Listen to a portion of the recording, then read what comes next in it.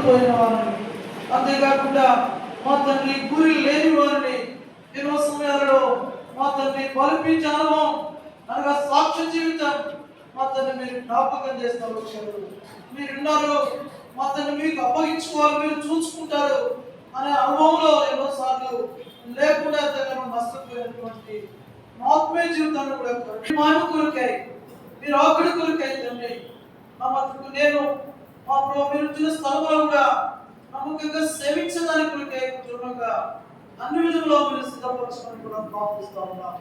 మేలు కొరకు జ్ఞాపకం చేసుకోండి, ప్రార్థన మీరు అంగీకరించండి. ముఖ్యంగా పెరాక కొరకు కూడా ప్రార్థిస్తున్నాం, మీ దాసులైన వారి కొరకు కూడా ప్రార్థన చేస్తూ ఉంటాం. అలాగే హెబ్రోను కొరకు, అలాగే మీ దాసులైన వారి కొరకు కూడా ప్రార్థిస్తూ ఉంటాం. మీకు అప్పగించుకుంటూ మీపై ఆధారపడుతూ ఒక నూతనమైన విధానంలో సేవించడానికి కొరకై మీరు ఆకలి కొరకు కూడా సిద్ధపరచమని మా రక్షకుడు